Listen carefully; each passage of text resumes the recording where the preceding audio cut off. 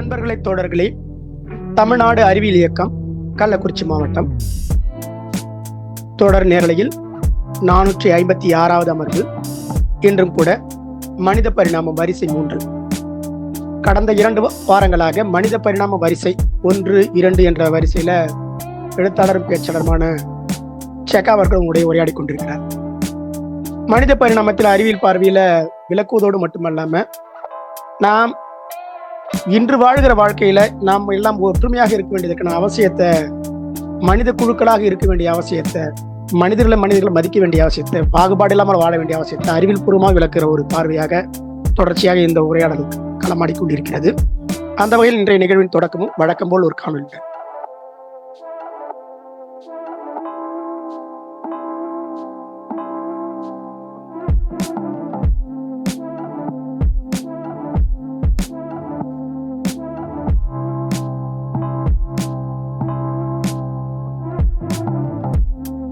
மனித பரிணாம வரிசை 3 மனித மூதாய் லூசியோட பயணத்தோட இந்த நிகழ்வும் ஆரம்பிக்கிறது.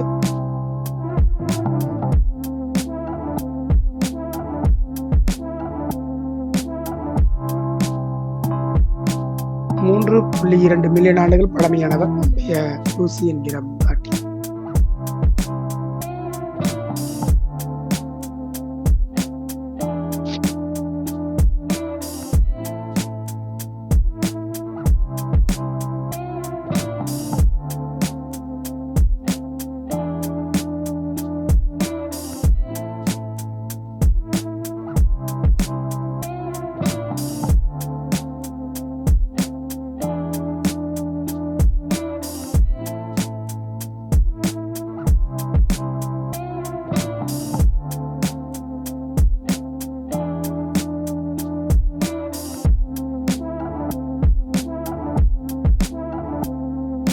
இயற்கையில் வாழ்வது மிக எளிமையானது அல்ல. டார்வினுடைய பரிணாமத்துடைய கூறுகளிலிருந்து பார்க்க வேண்டிய ஒரு தகவல். பரிணாமத்தின் ஆதாரங்கள்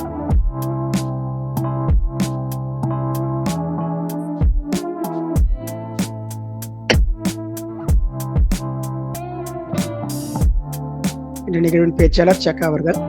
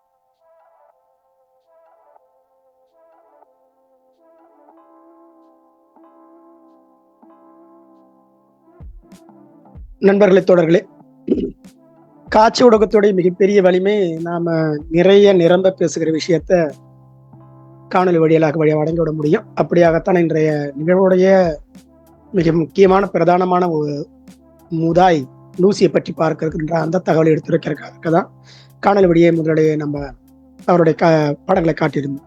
இன்றைய நிகழ்வும் அப்படித்தான் பயணப்படுகிறது. அந்த வகையில அது பேச்சாளர் வழியை உங்களுடைய தகவலை கொண்டு வந்து சேர்க்கும். இன்றைய பேச்சாளர் குறித்து இந்த தொடர்ச்சியா இந்த நிகழ்வை பார்க்குறவங்களுக்கு நான் அவர் கொடுக்குற முன்னுரை என்பது மிக குறைவாக தெரியும்.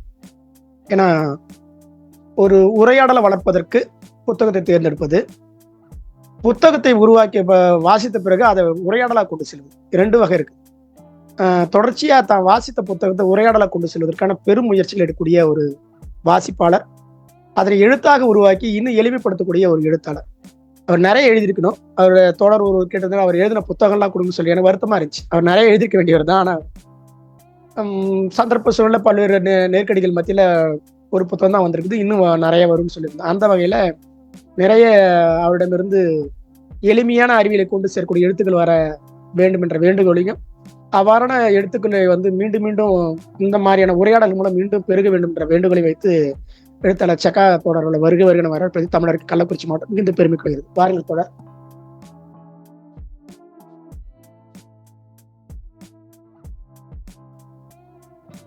சோ தொல் மானுடவியல் தான் இப்ப பார்க்க போறோம். தொல் மானுடவியல்னா பேலியோ ஆந்த்ரோபாலஜி அப்படின்னு சொல்றோம். ஆந்த்ரோபாலஜினா மானுடவியல். இன்னைக்கு இருக்கிற சமகால மனித இனக்குழுக்கள் பற்றி ஆராயக்கூடிய ஒரு அறிவியல் பூர்வமாக ஆராயக்கூடிய ஒரு துறையை நம்ம மானுடவியல் அப்படின்னு சொல்லுவோம். குறிப்பா ஜாரவா பழங்குடியினர் பத்தியோ இல்ல நமக்கு இங்க இருக்கக்கூடிய இங்கேயே இருக்கக்கூடிய காடர்கள், இருளாசு, அந்த மாதிரியான ஒரு ட்ரைப் மென்டாலிட்டியில வாழக்கூடிய ஒரு இனக்குழுவை பற்றி ஆராயக்கூடிய மானுடவியல்னு சொல்லுவோம்.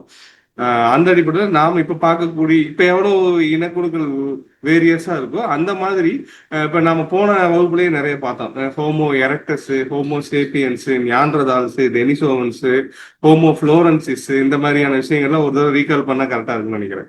ஸோ போன வகுப்புல எப்படி பார்த்தோம் அப்படின்னா, போன வகுப்புல டோட்டலா என்னென்ன டிவிஷன் ஆஃப் ஹியூமன் ஆன்செஸ்டர்ஸ், மனித மூதாதையர்களுடைய வழித்தோன்றல்கள் என்னென்ன கிளைகள் புரிஞ்சுது அப்படிங்கிறத பத்தி நம்ம பார்த்தோம். அதுல நம்ம ஆஸ்ட்ரலோபித்தேகஸ் சொல்லக்கூடிய இந்த அஃபேரன்சிஸ் அப்படிங்கிற இந்த லூசி குடும்பம், அதுக்கடுத்து ஹெபிலிஸ், ஹோமோ ஹெபிலிஸ் சொல்லக்கூடிய இந்த கைகளை பயன்படுத்தக்கூடிய குடும்பம், ஹோமோ எரக்டஸ் சொல்லக்கூடிய நெருப்பை பயன்படுத்தின குடும்பம், அதுல இருந்து பிரிஞ்சு போன ஹோமோ எர்காஸ்டர்னு சொல்லி 2 குரூப் பார்த்தோம். அதுல ஒண்ணு ஐரோப்பா போய் நியாண்டர்தாலா மாறிச்சு, இன்னொன்னு கடுமையான உறைபனி நிலப்பரப்புக்கு போய் அவங்க டெனிசோவன்ஸா மாறினாங்க. இன்னும் சில இனப்பிரிவு தீவை நோக்கி போச்சு, தீவுல இருந்துச்சு அப்படின்னு பார்த்தோம். இதெல்லாமே போன வாரம் நம்ம பார்த்தோம். அதை ஒட்டி கேள்வி பதிலா போச்சு. இப்ப நாம என்ன எடுத்துக்கிறோம் அப்படின்னா, இப்ப இந்த ஹோமோ எரக்டஸை பத்தி பேச போறது இல்ல, ஹோமோ எர்காஸ்டர் பத்தி பேச போறது இல்ல, ஹோமோ சேப்பியன்ஸை பத்தி பேச போறது இல்ல. நம்ம எல்லாத்துக்கும் தெரியும், ஒவ்வொரு உயிரினமே ஏதாவது ஒரு உயிரினத்தினுடைய பொது மூதாதையிலிருந்து கிளையாக பிரிந்து வந்த உயிரினங்களினுடைய நீட்சியும் தொடர்ச்சியும் தான் ஒரு இனம் அப்படிங்கிற புரிதல் நம்ம பரிணாமங்கிற ஃபர்ஸ்ட் வகுப்புல பாக்குறப்ப நமக்கு புரிஞ்சிருக்கும். அப்படி இருக்கிறப்ப இது எப்படி சொல்றாங்க அப்படின்னா, புதர் செடி போல ஒவ்வொரு உயிரினமும் எப்படின்னா நேரு கோட்டுல பரிணாம வளர்ச்சி அடைவது கிடையாது. புதர் செடி போல ஒரு கிளை, அதுல இருந்து ஒரு கிளை, இந்த சைடு பெரியது ஒரு கிளை, அதுல இருந்து ஒரு கிளை, அதுல இருந்து ஒரு கிளை, அதுல இருந்து ஒரு கிளைன்னு சொல்லி போட்டு புதர் செடி போல நடக்கிறதா எல்லா உயிரினத்தினுடைய பரிணாம மலர்ச்சி, படிமலர்ச்சி அப்படிங்கிறத நம்ம புரிஞ்சுக்கிறோம். அந்த அடிப்படையில இன்னைக்கு நாம பார்க்க போறது குரங்கிலிருந்து மனிதன் பிறந்தான் அப்படின்னு நாம் சொல்றோம். அப்ப இந்த குரங்கும் மனிதனும் பொதுவான ஒரு மூதாதையிடம் இருந்து பிரிந்தது. அப்ப இருக்கிறப்ப ஹோமோ அப்படின்னு நாம் சொல்லக்கூடிய இன்றைய மனிதன், ஹோமோ அந்த அறிவார்ந்த மனிதன் அப்படிங்கிற அந்த ஹோமோ கேட்டகரிக்கு முன்னாடி இருக்கக்கூடிய மனிதனை ஒத்த நம்முடைய மூதாதையர்களை நம்ம தொல் மானுடவியல் அப்படின்னு நம்ம பிரிச்சுக்கலாம். அதுக்கு அடுத்தது ஹோமோ குடும்பம் அப்படின்னு பிரிச்சுக்கலாம். அப்ப ஹோமோ குடும்பம் பிரிச்சுட்டா அதுல ஹோமோ ஹெபிலிஸ் வருவாங்க, ஹோமோ எர்காஸ்டர் வருவாங்க, ஹோமோ எரக்டஸ் வருவாங்க. இந்த கேட்டகரியில அதுல வரும். அது நான் தனியா பிரிச்சுக்கோம். இப்போதைக்கு நம்ம இந்த பேலியோ ஆந்த்ரோபாலஜி அப்படின்னா நமக்கு கிடைச்ச ஃபாசில்லையே பழமையான எவிடன்ஸ் என்னென்ன, அது எத்தனை லட்சம் ஆண்டுகளுக்கு முன்னாடி எடுக்கப்பட்டது, எங்க கிடைச்சது அப்படிங்கிறத பத்தி மட்டும்தான், அதை மிக பழமையான மனித மூதாதையை பத்தி இதுல பார்க்க போறோம். அதை ரொம்ப ஷார்ட்டா நம்ம லூசில இருந்து டூமே, என்ன தமிழ்ல தூமை அப்படின்னு சொல்லி சொல்றாங்க, பட் டூமை அப்படிங்கிற நம்ம டூமே அப்படின்னு வச்சுக்கலாம். அப்ப லூசியில இருந்து டூமே வரைக்கும் நம்மளுடைய வேர்களை நம்ம தேடி போலாம் அப்படிங்கிற அடிப்படையில. சோ இதுல பார்த்தோம் அப்படின்னா லூசி கண்டுபிடிக்கப்பட்டது ரொம்ப இன்ட்ரெஸ்டிங்கான விஷயம். 1974 எத்தியோப்பியால 2 பேர், அதாவது இவரு நம்ம டொனால்ட் ஜோஹன்சனும், அவர் அமெரிக்கன், அண்ட் தென் பாத்தீங்கன்னா மௌரிஸ் டெய்ப் பாத்தீங்கன்னா பிரெஞ்சு.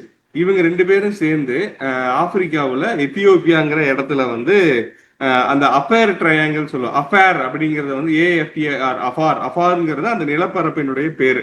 அப்ப அதுல இருந்து கிடைச்சதங்காட்டி இதுக்கு அஃபேரன்சிஸ் அப்படின்னு பேரு கொடுக்குறாங்க.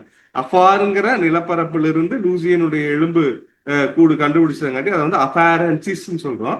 இந்த ஆஸ்ட்ரலோபித்தேகஸ் அப்படிங்கிறது வந்து என்னன்னா ஆப்பிரிக்க கண்டத்தினுடைய தெற்கு திசை, அப்ப தென்னகத்து வாலில்லா குரங்குகள் என பொருள்படும் அடிப்படையில ஆஸ்ட்ரலோபித்தேகஸ் அப்பேரன்சிஸ். ஆஸ்ட்ரலோ அப்படின்னா தென்னகத்து, பித்தேகஸ் அப்படின்னா வாலில்லா குரங்குகள் அல்லது அந்த அடிப்படையில் நம்ம வச்சுக்குவோம்.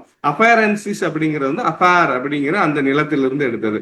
அப்ப ஆஸ்ட்ரலோ பித்தேகஸ் அப்பேரன்சிஸ் அப்படிங்கிற இந்த மூணுலயே வந்து பார்த்தோம் அப்படின்னா நமக்கு அதோட நிலம், அதனுடைய வகை, அது எந்த இடத்துல இருந்து, அதோட குடும்பம் அப்படிங்கிற அடிப்படையில் நம்ம மூணா பிரிச்சுக்கலாம் அப்படிங்கிற அடிப்படையில நம்ம பாக்குறோம். அப்ப இவங்க நவம்பர் 24ல 1974ல ஒரு நல்ல ஒரு ஏர்லி மார்னிங் டைம்ல வந்து இவர் டொனால்ட் ஜோஹன்சன் அமெரிக்காக்காரர், அவர் போய் அந்த ரிசர்ச் பண்றப்ப ஒரு ஆம் போன் மட்டும் தெரியுது. ஒரு கையினுடைய இந்த ஆம் இருக்குல்ல, இந்த ஆம் போன் மட்டும் தெரியுது. உடனே டேபிட்ட போய் சொல்றாரு. அவங்க 2 பேருமே நெருங்கி பாக்குறாங்க. பார்த்தா அது அப்படி தோண்ட பார்த்தா இன்னும் எலும்புகள் வந்து கீழே கிடைக்குது. அது வந்து குறிப்பா ஒரு பெண்ணினுடைய கிட்டத்தட்ட ஒரு 40% ஆஃப் ஒரு முழுமையான ஸ்கெலிட்டன் வந்து அந்த அஃபேர்ல அவங்களுக்கு கிடைக்குது. 40% ஆஃப் இது கிடைக்குது. இது வந்து என்னன்னா அந்த காலத்துல வந்து தனித்தனியா கிடைச்சது. ஒன்னா பல்லு கிடைக்கும், இல்ல தாடை எலும்பு கிடைக்கும், இல்லைன்னா ஒரே ஒரு தொடை எலும்பு கிடைக்கும். இந்த மாதிரியான தனித்தனியா ஆனா எலும்புக்கு என்ன சொல்றது துண்டுகள் கிடைச்சிட்டு இருந்த இடத்துல கிட்டத்தட்ட ஒரு உடல் வாகுல ஒரு 40% பொருந்தக்கூடிய ஒரு எலும்பு சேகரங்கள் கிடைப்பது என்பது வந்து அன்னைக்கு வந்து ரொம்ப பெரிய அதிசயமான விஷயம். அது ஒரே இடத்துல கிடைச்சது அப்படிங்கிறது. அதை கிடைச்ச உடனே தான் இவங்க வந்து அது ரொம்ப எக்ஸைட் ஆகி கொண்டாடுறப்ப அந்த நைட் வந்து பியர் பார்ட்டி நடத்துறாங்க. பியர் பார்ட்டி நடக்கிறப்ப தான் அந்த பீட்டில்ஸினுடைய போன தடவை குமரேசன் தொல்லை சொன்னார்ல, Lucy in the sky with diamonds அப்படிங்கிற அந்த பாட்டு, பீட்டில்ஸ் இசைக்குழுவினுடைய ஃபேமஸான பாட்டு. அதை வந்து அந்த பாட்டு பாடினங்காட்டி இவங்க வந்து அதில் என்ஜாய் பண்ணி பாட்டு பாடுறப்ப அந்த இதுக்கு வந்து பேர் வந்து லூசி அப்படின்னு சொல்லி வைக்கிறாங்க. ஆனா அந்த காலத்துல என்ன சொல்றாங்கன்னா லூசிங்கிற வந்து மிஸ்ஸிங் லிங்க், அதாவது வந்து மனிதனுக்கும் குரங்குக்கும் இடையில இருந்த மிஸ்ஸிங் லிங்க் அப்படின்னு சொல்லி வந்து வாதாடுறாங்க. பட் இவங்க என்ன சொல்றாங்கன்னா அது மிஸ்ஸிங் லிங்க் கிடையாது, அது வந்து ஒரு புதர்ல ஒரு கிளை. நமக்கு கிடைச்சிருக்கக்கூடியதுல ஒரு ஆய்வுல ஒரு அதிகமான உடல் அமைப்பு இருக்கக்கூடிய ஒரு கிளையே தவிர இது மிஸ்ஸிங் லிங்க், இடைக்கண்ணி அப்படின்னு தமிழ்ல சொல்லுவோம். இடைக்கண்ணி, அந்த இடைக்கண்ணி நம்ம சொல்ல வேண்டிய அவசியம் கிடையாது அப்படின்னு சொல்லி திருப்பி அவங்க வந்து மறுக்கிறாங்க. இது வந்து அது கண்டுபிடிக்கப்பட்டதுடைய ஒரு சுவாரஸ்யமான விஷயம். அதுக்கு அடுத்து வந்து பாத்தீங்கன்னா இதை விட லூசியை விடவே இப்ப லூசி 1 மில்லியன்னா 10 லட்சம், அப்ப 3.2ங்கிறத நீங்க 32 லட்சம்னு வச்சுக்கோங்க. அப்ப 32 லட்சம் ஆண்டுகளுக்கு முன்னாடி கிடைச்சிருக்கு. ஆனா அதுக்கு முன்னாடி பாருங்க சகலேந்திரோபஸ் ஓரோரின் ஆர்டிபிதேகஸ், ரொம்ப இந்த இதுல 2 இருக்கு. அதாவது சகலேந்திரோபஸ் ஓரோரின் ஆர்டிபிதேகஸ், இது வந்து இந்த 3மே வந்து பாத்தீங்கன்னா லூசியை விட பழமையானது, கிட்டத்தட்ட 70 லட்சம் ஆண்டுகளுக்கு பின்னோக்கியது. ஆனா என்ன பிரச்சனைனா இதை வந்து லூசி அளவுக்கான ஒரு முழுமையான ஒரு வடிவத்தை புரிந்து கொள்ற தன்மையில வந்து இதனுடைய ஸ்கெலிட்டன் கலெக்ஷன்ஸ் வந்து கிடைக்கல அப்படிங்கிறதை நாம பாத்துக்கிறோம். அப்ப இது வந்து குரங்கு குடும்பத்திலிருந்து மனித வழி எப்படி எப்போது பிரிந்தது என்பதன் அரிய மூலக்கூறு மற்றும் அதாவது மாலிகுலர் மற்றும் பாசில் எவிடன்ஸ் வந்து இந்த 70 lakhs பிஃபோர்ல கிடைச்ச சகலேந்திரோபஸ் ஓரோரின் ஆர்டிபிதேகஸ் இந்த இதுல இருந்து கிடைச்சதை வந்து தொடர்ந்து ஆய்வு நடத்திட்டு இருக்கிறாங்க. பட் இதுல சில லிங்க், சில கம்பேரிட்டிவ் ஸ்டடி வந்து நமக்கு கிடைச்சிருக்கு அப்படின்னு சொல்றாங்க. ஸோ இப்போ வந்து பார்த்தோம், அது நான் வந்து ஏற்கனவே சொன்னதான். ஸோ 1974ல நவம்பர் 24ல வந்து எத்தியோப்பியாவில் அஃபார் அப்படிங்கிற பகுதியில் ஹடார் பள்ளத்தாக்குல டொனால்ட் ஜான்சன் குழு வந்து ஒரு கை எலும்பு துண்டை மட்டும் எடுக்குது. அப்போ வந்து அது வரைக்கும் கண்டுபிடிக்கப்பட்டதுல ஒரு பெரிய அளவு இதெல்லாம் ஏற்கனவே பார்த்துட்டு அந்த பாட்டும் ஏற்கனவே பார்த்துட்டோம். இதுதான் 32 லட்சம் ஆண்டுகளுக்கு முன்பு. ஸோ இதுதான் வந்து நமக்கு கிடைச்ச அந்த 40% ஆஃப் ஸ்கெலிட்டன்ஸினுடைய படம். கிழக்கு ஆப்பிரிக்காவில் இந்த கிட்டத்தட்ட இது மட்டும் இல்லை, இப்ப ஆஸ்ட்ரலோபிதேகஸ் சொல்லக்கூடிய இந்த லூசி மட்டும் இல்லை, இந்த லூசியோட சேர்ந்து 300க்கும் மேற்பட்ட அந்த இது பேரு லூசி ஃபேமிலின்னு சொல்றேன். ஏன்னா நான் ஒரு கட்டுரை எழுதியிருந்தேன். அந்த கட்டுரையில வந்து அமெரிக்காவில் இருக்கக்கூடிய ஒரு ஆராய்ச்சியாளர், அப்போ வந்து அவருக்கு வயசு, இந்த லூசி கண்டுபிடிக்கிறப்ப அவர் வயசு வந்து வெறும் 5 வயசு. 2000த்துல அவரு வந்து ஒரு பேலியோ ஆந்த்ரோபாலஜிஸ்டா மாறி இவர் திரும்ப வந்து அதே இடத்துல 2000த்துல வந்து ரிசர்ச் பண்ணி கண்டுபிடிக்கிறப்ப லூசிக்குள் ஒரு குழந்தையை கண்டுபிடிப்பாங்க, குழந்தை எலும்பு கூட்டை வந்து கண்டுபிடிப்பாங்க. இதை வந்து அவர் என்ன சொல்லுவாரு, லூசியின் குழந்தை அப்படின்னு சொல்லி சொல்றாங்க. லூசியினுடைய குழந்தை அப்படின்னு. இப்ப லூசியை கண்டுபிடிச்சது டொனால்ட் ஜான்சன்னா, லூசியினுடைய குழந்தையை கண்டுபிடிச்சது வந்து அந்த அவர் பேரு நான் அடுத்த இதுல வரப்ப காட்டுறேன், டக்குன்னு வரல. சோ அப்ப அவர் வந்து லூசியினுடைய குழந்தை 2000 கண்டுபிடிக்கிறாங்க. அப்ப இந்த அஃபாருங்கிற நிலப்பகுதியில கிட்டத்தட்ட 300க்கும் மேற்பட்ட தனிநபர்களுடைய புதைப்படிவங்களை கண்டுபிடிக்கிறாங்க. இது எல்லாமே அஃபேரன்சிஸ் அப்படின்னு சொல்லி சொல்றாங்க. சோ இது வந்து லூசியினுடைய மூளை நம்ம ஏற்கனவே பார்த்துருக்கிறோம், ஒரு 400 to 500 cc தான், நம்ம அளவுக்கு கிடையாது. அப்ப அந்த மூளை வந்து குரங்கை போல சிறுசுதான். ஆனா அந்த இடுப்பும் கால் அமைப்பும் வந்து பாத்தீங்கன்னா மனிதனை போல நேராக நடக்கக்கூடிய திறனை காட்டுச்சு அப்படின்னு சொல்லி சொல்றாங்க. அப்ப மூளை பருப்பதற்கு முன்பே, மூளை பெருசாவதற்கு முன்பே நமது மூதாதையர் வந்து 2 கால்களில் நடந்தனர் அப்படிங்கிற சான்றை வந்து லூசி கொடுத்திருக்கிறார். இன்னொரு சுவாரஸ்யமான விஷயம், அது இந்த புத்தகத்துல வரும் பின்னாடி. இந்த புத்தகம் நான் இப்பதான் எழுதி தொகுத்துட்டு இருக்கிறேன் கொஞ்சம் கொஞ்சமா. அப்ப அதுல வந்து என்னன்னா, இந்த லூசி எப்படி இறந்திருப்பா அப்படிங்கிறத கூட 2016 லூசி எப்படி இறந்திருப்பாங்கிறத ரிசர்ச் பண்ணிட்டாங்க. எப்படின்னா, ஒரு பெரிய மரத்துல இருந்து கீழே விழுந்து, கீழே வந்து ஒரு புதைக்குடி மாதிரி, ஒரு சேறு மாதிரி இருக்கக்கூடிய புதைக்குடி, அதுல கீழே விழுந்ததுல அவளுடைய விலா எலும்பும் இடுப்பு எலும்பும் முறிஞ்சு போய் அவன் வந்து இறந்துட்டா. அப்ப இறந்ததை மற்ற மிருகங்கள் சாப்பிடாம இருக்கிறதுக்கும் அந்த சதுப்பு தன்மை, அந்த சதுப்பு நிலத்தன்மை வந்து மற்ற விலங்கு உள்ள வராத அளவுக்கு சேரும் சகதியுமா இருந்தங்காட்டி அதுலயே வந்து புதஞ்சிட்டா. அதுல புதஞ்சங்காட்டி இந்த ஃபாசில் வந்து பாதுகாக்கப்பட்டிருக்கு அப்படிங்கிறது சயின்டிபிக்கா பின்னாடி 2016, இது 74 கண்டுபிடிக்கிறாங்க. இன்வெஸ்டிகேட்டிவ் ஆஃப் லூசிஸ் டெத் அப்படின்னு நீங்க அடிங்களேன், பயங்கரமா இருக்கு, அது இன்ட்ரெஸ்டிங்கா இருக்கும். ஸோ அதுல வந்து இந்த தகவல் எல்லாம் சொல்றாங்க. ஸோ லூசி எப்படி வந்து எந்த வகையில முக்கியத்துவம் பெறா அப்படின்னு பாத்தீங்கன்னா, இவளுக்கு என்னென்ன குரங்கு போன்ற பண்புகள் இருக்கு, என்னென்ன மனிதன் போன்ற பண்புகள் இருக்கு அப்படின்னா, இதுல குரங்கு போன்ற பண்புகள் வந்து என்னன்னா, குரங்கனுடைய அளவுக்கு ஒப்பான சிறிய மூளை தான், 400 to 500 cc தான். மரங்களில் ஏறி வாழ்வதற்கு ஏதுவான நீண்ட கைகள் மற்றும் வளைந்த விரல் எலும்புகள் தான் இருக்கு. பெரிய குடல் அமைப்பை தாங்கக்கூடிய கூம்பு வடிவ மார்பு கூடு, இதெல்லாம் வந்து குரங்கனுடைய தன்மை. அதே இந்த மனிதனுடைய பண்புகளை இவர்கிட்ட என்ன இருக்குன்னு பார்த்தா, அந்த பெல்விஸ் இருக்குல்ல, இடுப்பு எலும்பு, அது வந்து நிமிர்ந்து நேராக நிற்பதற்கு ஏற்ற வடிவிலான மனிதனை போன்ற இடுப்பு எலும்பு. அதே மாதிரி பாதத்தை இப்படி வைக்காம பாதத்தை நேராக முன்னோக்கி வைக்க உதவும் நேரான தொடை எலும்பு கோணம். இதெல்லாம் ரொம்ப நுட்பமான விஷயம். இப்போ சிம்போ இல்ல கொரில்லாவோ ஏப்ஸோ பாத்தீங்கன்னா இப்படி காலை வச்சு இப்படி நடந்து போகணும். பட் இது வந்து எப்படி இருக்குன்னா, இப்படி வைக்கிறப்ப அந்த தொடையினுடைய தன்மை இருக்குல்ல, அது வந்து மாறும். அப்ப நடக்கும் போது உந்துதலை தரக்கூடிய பாத வளைவுகள், ஃபுட் ஆர்ச் இருக்குல்ல, இப்ப நம்ம சாதாரணமா நடக்கிறப்ப வர்றதை விட நான் உந்தி உந்தி நடப்போம். அப்ப அதுக்கு வந்து இந்த ஃபுட் ஆர்ச் வந்து ரொம்ப சப்போர்ட்டிவா இருக்கு. இதெல்லாம் எதுல இருக்குது அப்படின்னா, லூசியனுடைய எலும்புல கிடைச்சிருக்குன்னு சொல்றாங்க. இந்த மொசைக் எவல்யூஷன்ங்கிறது என்னன்னா, உடம்பு முழுக்கவே ஒரே நேரத்துல மாறல. அதாவது தொடை எலும்பு, வயிறு, குடல் எல்லாமே மாறல. அப்ப இந்த இதை எப்படி பாக்குறோம் அப்படின்னா, குரங்கினுடைய தன்மைகள்ல 1, 2, 3 பண்புகளும் இவருடைய உடம்புல இருக்கு. மனிதனுடைய பண்புகளில் 1, 2, 3 பண்புகள் வந்து இவருடைய உடம்புல இருக்கு.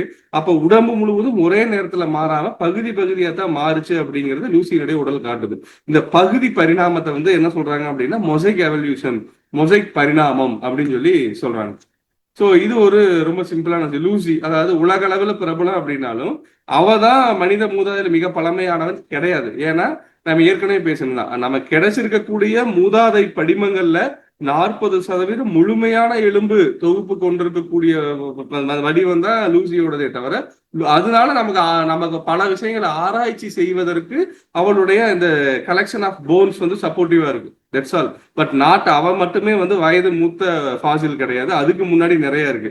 அதுதான் வந்து சகலோந்தரோபோஸ் அப்படிங்கறத வந்து இன்னைக்கு வரைக்கும் ஆய்வு செஞ்சுட்டு இருக்கிறாங்க. அது வந்து 70 லட்சம் ஆண்டுகளுக்கு முன்பு. அடுத்து ஒரோரின் குடும்பம், இது வந்து கென்யால துகேன் மலைகள்ல, அது வந்து 60 லட்சம் ஆண்டுகள். அர்கடாஃபா, இதுல வந்து பற்களும் கால் விரல் எலும்பு மட்டும்தான் கிடைச்சிருக்கு. இது வந்து 55 லட்சம் ஆண்டுகள். ரமேடியஸ் அப்படின்னு சொல்லி சொல்லுவோம், இது வந்து எத்தியோப்பியாலேயே இருக்கக்கூடிய இதே அபாரன்சிஸ் பக்கத்துல இருக்கக்கூடிய இன்னொரு பகுதி தான். இது வந்து 44 லட்சம் ஆண்டுகள். அப்ப அதாவது லூசிக்கு முன்னாடி இத்தனை ஃபேமிலி, இத்தனை வருடங்கள் பழமையானதா இருக்கு. பட் இதுல வந்து என்னன்னா, நம்ம கிடைச்சிருக்கிற எவிடன்ஸ் வந்து ரொம்ப கம்மியா இருக்கு. அதனால நம்ம ஒரு முடிவுக்கு வர முடியல. ஸோ இப்ப ரமேடியஸ் 44 லட்சம் ஆண்டுகளுக்கு முன்னாடி கிடைச்ச ரமேடியஸ் வந்து அராமிஸ் பகுதியில கண்டறியப்பட்டிருக்கு. மிக விரிவான ஆய்வுக்கு பிறகு 1994 கண்டுபிடிக்கிறாங்க. 2009 டீடைல் சொல்றாங்க. அப்ப இது என்ன சொல்றாங்கன்னா, கை, கால், இடுப்பு மற்றும் மண்டையோடு பகுதிகள் மிக நன்றாக கிடைச்சிருக்கு. சிறிய கோரை பற்களை கொண்டிருந்ததால் இது வந்து என்னன்னா ஒரு அமைதியான சமூக பண்பை காட்டுகிறது அப்படின்னு சொல்லி சொல்றாங்க. இரட்டை வால்முறை இது வந்து எப்படி இருந்துச்சு அப்படின்னா, தரையில நேராக இரு கால்களில் நடந்தாலும் மரங்களில் பற்றி கொள்வதற்கு பெரிய கால் கட்டை விரலை கொண்டு இருந்தது. இது வந்து காடு சார்ந்த சூழலில் வாழ்ந்தது அப்படிங்கிறத அவங்க வந்து சொல்றாங்க. பட் இது வந்து மிக நன்றாக கிடைச்சிருக்குனாலும் இதை வந்து ஒரு முழுமையா இவங்க சொல்ற அளவுக்கு எடுத்துக்கப்படலை. இன்னும் தொடர்ந்து இதன் மீது வந்து விவாதம் நடந்துட்டு இருக்குது. அடுத்து ஒரோரின் நாம பார்த்தோம் இல்லைங்க, அந்த கென்யால கிடைச்சதுல ஒரோரின் இது வந்து மில்லேனியம் மேன் அப்படின்னு சொல்லி சொல்றாங்க. குறிப்பா வந்து 2000ஆவது ஆண்டுல வந்து கென்யாவில் துகேன் மலைகள்ல 2 பேர் சினட் மற்றும் பிக்ஃபோர்டு அப்படிங்கிற டீம் வந்து போய் ரிசர்ச் பண்றாங்க. இதனுடைய தொடை எலும்பினுடைய தடிமன் மற்றும் கோண அமைப்பு மனிதனை போல இரு கால்களில் நடந்ததற்கு மிக வலுவான சான்றாகும். அதாவது இந்த ஃபுட்மார்க் பாத்தீங்கன்னா உங்களுக்கு சேத்துல படிஞ்சது, பிறகு மேல இன்னொரு லேயர் பெய்யுது, சாம்பல் வந்து படியுது, அதுக்கு மேல உங்களுக்கு பெட் ஆகிறப்ப இதை தோண்டி எடுக்கிறப்ப அந்த 3 லேயர்ல இந்த ஃபுட் மார்க் இருக்குல்ல, இந்த பாதச்சுவடு அழுத்தம் அது வந்து தனிச்சு தெரியறங்காட்டி அதை வந்து நம்ம அறிவியல் முறைக்கு உட்படுத்தி பாக்குறப்ப அதனுடைய வயது என்ன அப்படிங்கிறத நம்ம கணக்கிட முடியும் அப்படிங்கிறதுக்கான ஒரு எக்ஸாம்பிள். இது வந்து ஆண்கள்ல சிறிய மற்றும் மழுங்கிய கோரை பற்கள் காணப்பட்டதுனால இது வந்து குரங்கு வழியிலிருந்து பிரிந்து மனித வழிக்கு நெருக்கமானது. அதாவது எல்லாமே வந்து குரங்குக்கும் மனிதனுக்குமான இடைப்பட்ட பகுதிகளில் குரங்கிலிருந்து பல பண்புகளையும் மனிதத்தன்மையை அதாவது பின்னாடியில மனிதத்தன்மையை உருவாக்குவதற்கு தேவையான சில கூறுகளையும் ஒன்னோட ஒன்று மிங்கில் பண்ணி கொண்டு பரிணமிச்சுட்டே வந்துச்சு அப்படிங்கிறத நம்ம பார்க்கிறோம். இதுக்கு முன்னாடி தான் கிடைச்சது. அது ஆக்சுவலா நமக்கு இந்த இமேஜ் வந்து இதுல வரல. சகலாந்தராபோஸ் இது வந்து 70 லட்சம் ஆண்டுகளுக்கு முன்னாடி இருந்தது. சோ இது வந்து மத்திய ஆப்பிரிக்கால இதனுடைய பரிணாமத்தினுடைய தோற்றுவை வந்து கிழக்கு ஆப்பிரிக்கா தான் அப்படின்னு இருந்ததுல வந்து இது சென்ட்ரல் ஆப்பிரிக்கால சாட் அப்படிங்கிற அந்த நாட்டுல வந்து இது வந்து கண்டறியப்பட்டுச்சு. பட் இது வந்து என்ன சொல்றது, இதுல ஒரே ஒரு எவிடன்ஸ் மட்டும் என்னன்னா, அந்த மண்டையோடு முதுகு தண்டம் இணைக்கக்கூடிய அந்த ஃபொராமன் மேக்னம் அப்படிங்கிற இந்த அமைப்பு மட்டும் வச்சு பாக்குறப்ப கொஞ்சம் நிமிர்ந்து இருந்தங்காட்டி இது இரு கால்களில் நடந்ததுக்கான முதல் உயிரினமா அதை எடுத்துக்கலாம். இந்த இடம் மட்டும் உங்களுக்கு வந்து மனித தன்மையோட இருந்ததுக்கான பிரிமிட்டிவா, ரொம்ப இப்ப இருக்கிற மாதிரி அப்ஸ்ட்ரைட்டா கிடையாது. அந்த ஸ்டார்டிங் பாயிண்ட்ல, அதாவது லூசிலயோ இல்ல ரெமிடியஸ்லயோ அந்த ஓரோரின்லயோ இல்லாத ஒரு அதுக்கு முந்தைய ஒரு தன்மையோட இருந்ததுங்கிற அடிப்படையில சகலாந்தராபாசை வந்து நம்ம எடுத்துக்கலாம். இப்போ நம்ம இது வரைக்கும் கிடைச்சதுல இதுதான் வந்து வயது அதிகமான ரொம்ப காலத்தால் மூத்த ஒரு கண்ணி அப்படிங்கிறது வந்து இந்த மண்டையோடையும் இதையும் இணைக்கக்கூடியது தான் அப்படின்னு சொல்லி சொல்றாங்க. ஸோ இது நான் பார்த்தா கிட்டத்தட்ட இதை வந்து இப்போ இது வரைக்கும் பார்த்ததனுடைய சுருக்கம். அப்ப சகலாந்தராபாஸ்ங்கிறது அந்த தூமை இது வந்து 70 லட்சம் ஆண்டுகளுக்கு முன்னாடி சாட் அப்படிங்கிற இடத்துல கிட்டத்தட்ட முழுமையான மண்டையோடு இருந்துச்சு. ஒரோரின் வந்து பாத்தீங்கன்னா ஒரு 60 to 57 லட்சம் ஆண்டுகள் கென்யா மலைகள்ல தொடை எலும்பு மட்டும் ஃபெமர் அதனுடைய ப்ரெஷர் அதோட கம்ப்ரெஷன் எப்படியா இருந்திருக்கும் அப்படிங்கிறத வந்து அந்த ஃபுட்மார்க்ல இருந்து எடுக்கிறாங்க. பிளஸ் வந்து அந்த தொடை எலும்பினுடைய ஸ்ட்ரக்சரும் கிடைக்குது. அடுத்து ரெமெடியஸ் வந்து 44 லட்சம் ஆண்டுகளுக்கு முன்னாடி எத்தியோப்பியால அராமிஸ் அப்படின்னு சொல்லக்கூடிய அது கிட்டத்தட்ட முழுமையான எலும்புக்கூடு. லூசி வந்து ஒரு 39 to 29 இது வந்து மாறுது.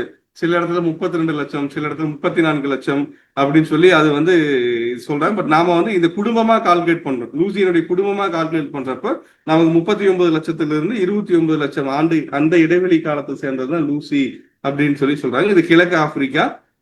அப்போ இந்த 4 இடத்துலயுமே நம்ம பார்க்கறோம். அப்ப இதுல வந்து மிக சமீபத்திய இந்த பேலியோ ஆந்த்ரோபாலஜில வெரி ரீசெண்டான ஒரு பிரிவு அப்படிங்கிறது வந்து லூசி தான், அப்பேரன்சிஸ் தான் அப்படின்னு சொல்லி பார்க்கறோம். ரைட். இப்ப இது அதுக்கும் பின்னாடி போறோம் அப்படின்னா கிட்டத்தட்ட 85 அதாவது 8.5 கோடி ஆண்டு நம்ம அப்படி வச்சு 85 மில்லியன் ஆண்டுகள்னு அது வந்து 8.5 கோடி ஆண்டுன்னு வச்சுக்கலாம். 8.5 கோடி ஆண்டுல வந்து பாத்தீங்கன்னா பாலூட்டிகளில் இருந்து பிரைமேட்ஸ் வந்து தனிச்சு பிரியுது. இட் மீன்ஸ் 8.5 கோடி ஆண்டு வந்து பாலூட்டிகள் இருந்து பிரைமேட் தனிச்சு பிரியுதுன்னா துவக்க கால பிரைமேட்டுங்கிறது இன்னைக்கு இருக்கக்கூடிய இந்த என்ன சொல்றது தேவாங்குன்னு சொல்லக்கூடியது இந்த மாதிரியான குட்டி, அதாவது குறைவான குட்டி, இப்போ ஆஸ்திரேலியாவில் இருக்கக்கூடிய மார்சுபியல்ஸ் இருக்கு, சின்ன சின்னதா கொயாலா, இந்த மாதிரி சின்ன சின்ன வகையான பிரைமேட்ஸ் தான் ஃபர்ஸ்ட் ஸ்டார்டிங்ல இருந்துச்சு. அதுல இருந்து பெருசா வந்த இந்த ஏப்ஸ் குரங்குகள் வால் இல்லாத ஏப்ஸ் இனம் உருவானது வந்து பாத்தீங்கன்னா கிட்டத்தட்ட 2.5 கோடி ஆண்டுகளுக்கு முன்னாடி. 1.5 கோடி ஆண்டுகளுக்கு முன்னாடி தான் உராங்குட்டான், அது வந்து ஆசியா உராங்குட்டான் வழி கிளைத்து பிரிஞ்சு, இதை நம்ம ஏற்கனவே பார்த்தோம். ரமா பித்தேகேஸ், சிவா பித்தேகேஸ்ன்னு சொல்லி ஃபர்ஸ்ட் செஷன்லயே நம்ம பார்த்தோம். அதுக்கு அடுத்தது ஒரு 60 to 80 லட்சம் ஆண்டுகளுக்கு முன்னாடி தான் மனிதனும் சிம்பன்சியும் கடைசி பொதுவான மூதாதையிலிருந்து தனிச்சு பிரியறதுங்கிறது வந்து ஒரு 60 to 80 லட்சம் ஆண்டுகளுக்கு முன்னாடி தான். அதுக்கு முன்னாடி கிட்டத்தட்ட ஒரு 80 லட்சம் ஆண்டுகளுக்கு முன்னாடி வரைக்கும் மனிதனும் சிம்பன்சிக்கும் ஒரு பொதுவான மூதாதையில தான் வந்துட்டே இருந்துச்சு. ஆனா 60 to 80 லட்சம் ஆண்டுகள்ல தான் மனிதனும் சிம்பன்சியும் பிரிய ஆரம்பிக்குது. அப்ப பிரைமேட்ஸுங்கிறது பாலூட்டிகளிடமிருந்து தனியா பிரிஞ்சது வந்து பாத்தீங்கன்னா 8.5 கோடி ஆண்டுகளுக்கு முன்னாடி தான். அதுல 2.5 கோடி ஆண்டுகளுக்கு முன்னாடி தான் இந்த வால் இல்லாத ஏப்ஸ். 1.5 கோடி ஆண்டுகளுக்கு முன்னாடி தான் நாம தெரிஞ்ச உராங்குட்டான். வெறும் 60 to 80 லட்சம் ஆண்டுகளுக்கு முன்னாடி தான் மனிதனும் சிம்பன்சியும் வந்து ஒரு காமன் இதுல இருந்து நம்ம பிரிய ஆரம்பிக்கிறோம் அப்படின்னு சொல்றோம். இது வந்து ரொம்ப துல்லியமா சொல்ல முடியாது, ஒரு இதா நம்ம நம்ம புரிஞ்சுக்கலாம் அப்படின்னு சொல்றாங்க. அடுத்தது வந்து பாத்தீங்கன்னா இது வந்து இப்போ வந்து மூலக்கூறு சான்று டிஎன்ஏ, இது எப்படி நம்ம சொல்றோம் அப்படின்னா மனிதனுக்கும் சிம்பன்சிக்கும் இடையே உள்ள டிஎன்ஏ வந்து 98.8% வந்து இருக்குது.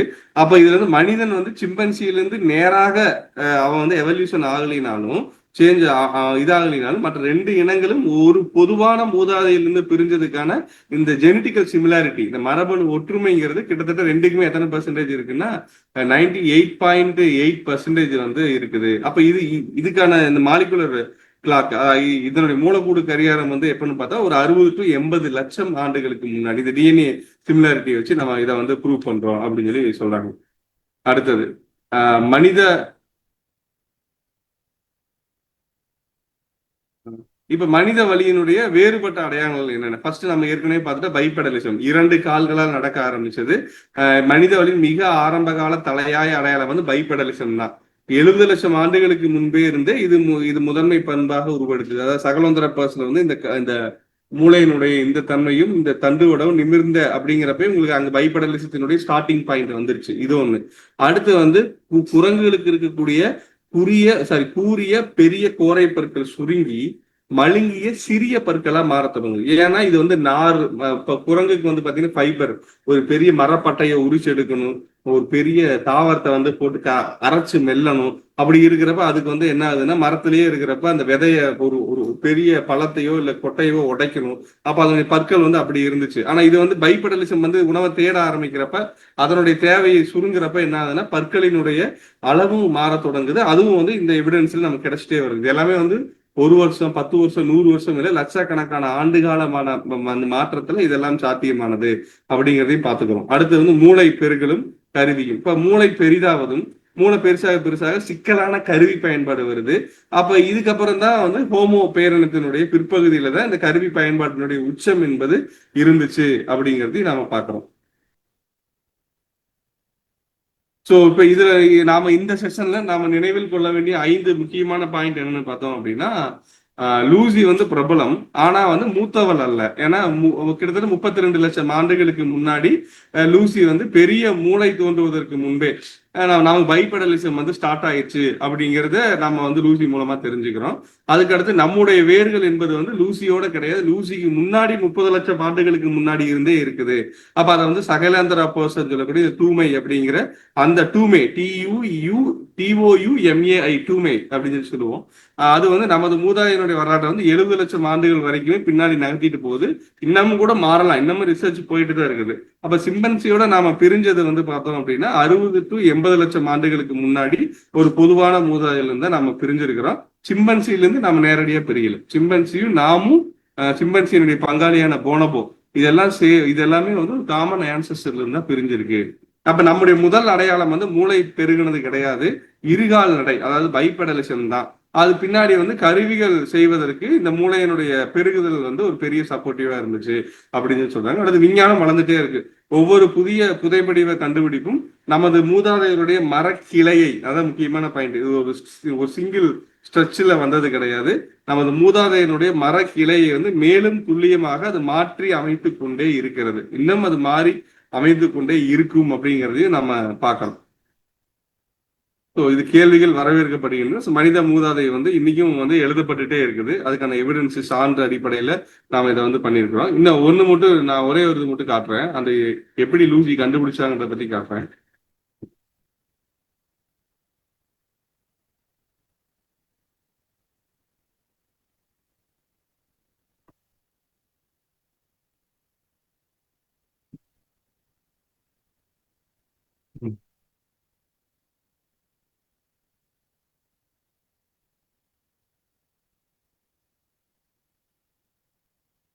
இது என்னுடைய கட்டுரை தான். போன வருஷம் வந்தது கட்டுரை அது. ரைட். நான் எழுதின கட்டுரை தான். எப்ப எழுதினேன்? இது ஓகே. இது வந்து நம்ம லூசியினுடைய அந்த நமக்கு கிடைச்ச எவிடன்ஸ் இருக்குல்ல, அதுல இந்த இந்த இந்த ஸ்கெலிட்டை நம்ம பார்த்துட்டோம். இதுல வந்து பாத்தீங்கன்னா இவர் பேரே வந்து ஜெரசனே அலம்சேகேட் அப்படிங்கிற ஒரு மிக முக்கியமான ஒரு ஆராய்ச்சியாளர். இவர் யாருன்னா இவர் தான். எழுத்து ஜூம் பண்ணுங்க. இல்ல இல்ல, எழுத்து வேணாம், எழுத்து வேணாம். இது அந்த போட்டோ மட்டும் போதும், போட்டோ மட்டும். சரி பாரு. இவர் வந்து 2015 ஒபாமாட்ட வந்து லூசியினுடைய தாடை எலும்பை கண்டுபிடிக்கிறாரு. சாரி, அதை வந்து அதை காண்பிக்கிறாரு. 2000 இவரு தான் வந்து லூசியினுடைய குழந்தையை கண்டுபிடிக்கிறாரு அதே இடத்துல. ஓகே. சோ அடுத்தது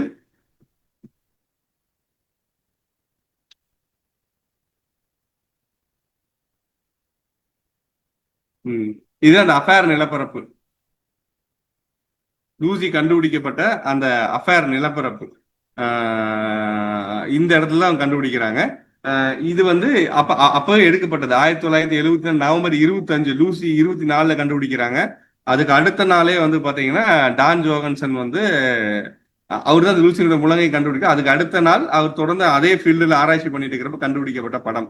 இதுதான் அந்த டீம். கெய்ஃபும் இவர் யார், ரொனால்டு ஜோகன்சனும் மௌரிஸ் டைப், இந்த 2 பேரும் தான் அதை வந்து இது ரொம்ப இந்த போட்டோ ரொம்ப ரேரா எனக்கு கிடைச்ச போட்டோ அது.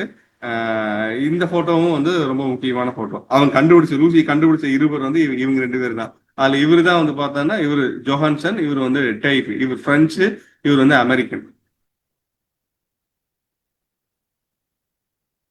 ஸோ இது வந்து ஹாதர் இந்த இடத்துலயும் கிடைக்குது. டிகிகான்னு சொல்லக்கூடிய இந்த இடம் இதெல்லாமே வந்து பாத்தீங்கன்னா அந்த ஆஸ்ட்ரோபித்தேகஸோட ஃபேமிலி எங்கெங்க கிடைக்குதுன்னா இப்ப லூசி கண்டுபிடிக்கப்பட்டது வந்து இந்த ஹாதர்ல.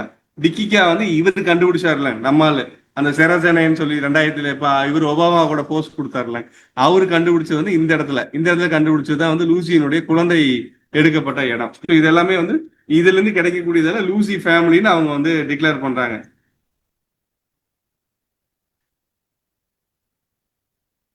இதுலயே பாத்தீங்கன்னா இதுலயே ஒரு முக்கியமான பாயிண்ட் ஒன்று என்னன்னா 60 to 70 லட்சம் ஆண்டுகளுக்கு 60 to 70 லட்சம் ஆண்டுகளுக்கு இடைப்பட்ட சகலாந்தரோபஸ் சட்டன்சிஸ் அப்படின்னு சாடன்சிஸ், சாட்ல எடுத்தங்காட்டி சாடு, சிஹெச்ஏடி சாடு, அந்த நிலப்பரப்பு எடுத்தங்காட்டி பேர் சாடன்சிஸ். அந்த பிரிவுக்கு பேர் வந்து சகலாந்தரோபோஸ்.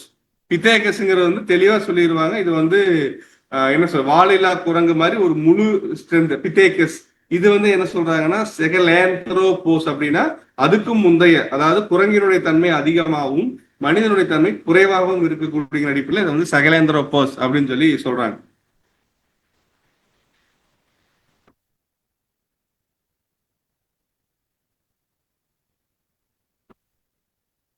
இது வந்து என்னன்னா இவர் வந்து யோஹனஸ் ஹெயில்.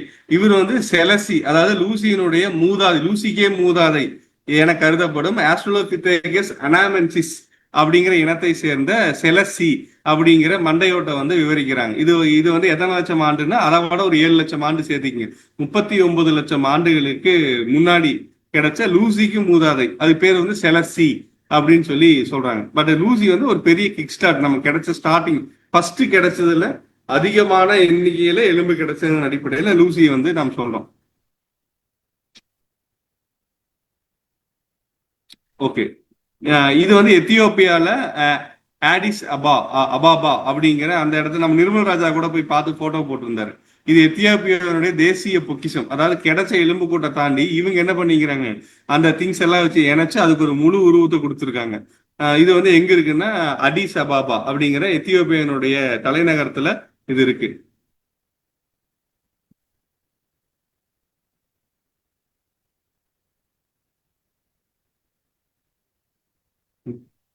அவருதான் இப்ப வந்து டிகிகா குழந்தை நான் சொன்னேன்ல, அவரு வந்து குழந்தையை கண்டுபிடிச்சாருன்னு சொன்னேன். அதான் இதுதான் அவர் டிகிகா குழந்தை. இதுதான் அந்த ஆலம் சேகர் 2000 கண்டுபிடிச்சது. இது லூசியினுடைய குழந்தை அப்படின்னு சொல்லி சொல்றாங்க. டிகிகா குழந்தை என்று அழைக்கப்பட்ட லூசி குடும்பத்தை சார்ந்த குழந்தையினுடைய மண்டையோடு அப்படின்னு சொல்றாங்க. இதுதான் அவருக்கு ஆலம் சேகர் கண்டுபிடிச்சது.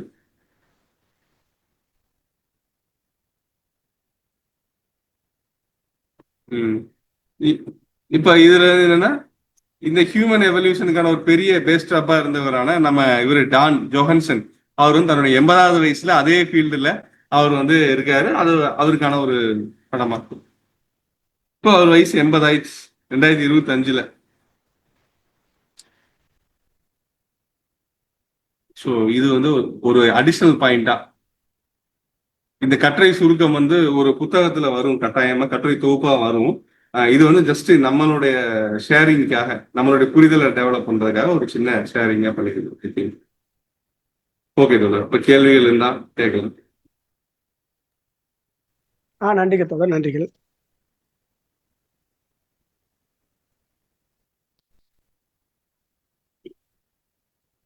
தோழர்களே, கேள்விகள் இருக்கிறவங்க கையை உயர்த்துங்க, அதுக்கு அப்படியே கூட பேசலாம். அருணாசல் தொடர்வாங்க.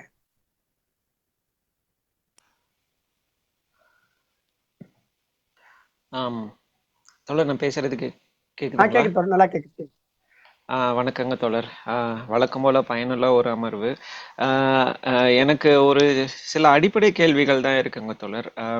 இப்போ ஒரு ஒரு ஆர்கியாலஜிஸ்ட் அவங்களோட பெர்ஸ்பெக்டிவ் வந்து, ஐ மீன் ஆந்த்ரோபாலஜிஸ்ட் பெர்ஸ்பெக்டிவ்ல இருந்து அந்த கால அளவுகள் பார்த்தீங்கன்னா, கிட்டத்தட்ட லூசியே வந்து பார்த்தீங்கன்னா 3 மில்லியன்ல இருந்து 4 மில்லியன் வரைக்கும் அப்படின்ற மாதிரி சொல்லியிருந்தீங்க. அதுவே ஒரு ஆச்சரியமான தகவலா இருக்கு.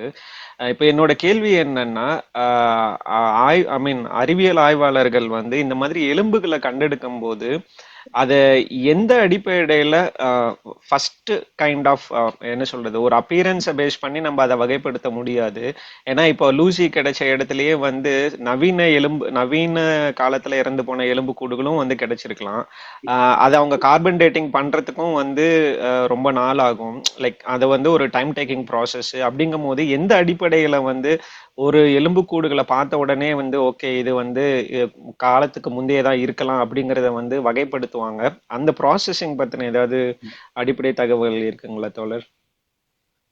எனக்கு தெரிஞ்சு அதை வந்து என்ன சொல்றாங்க அப்படின்னா, இப்ப வந்து எலிமெண்ட்ஸ் இருக்குல்ல தோழர், இப்ப ரேடியோ ஆக்டிவ் எலிமெண்ட்ஸ் இருக்குல்ல, அந்த ரேடியோ ஆக்டிவ் எலிமெண்ட்ஸினுடைய அந்த ரேட் டிகே எந்த அளவுக்கு அதை வந்து தன்னுடைய அந்த கதிரியக்க தன்மையை வந்து குறைச்சிட்டு வருது. இப்ப ஃபார் எக்ஸாம்பிள் வந்து பாத்தீங்கன்னா இஎம் வந்து யுரேனியம் இருக்குல்ல, யுரேனியம் 238 வந்து இஎம்ஆ மாறுறதுக்கு வந்து 4.5 பில்லியன் இயர்ஸ் ஆகுமா. கார்பன் 14 வந்து நைட்ரஜனா மாறுறதுக்கு வந்து கிட்டத்தட்ட 5730 வருடங்கள் ஆகுமா.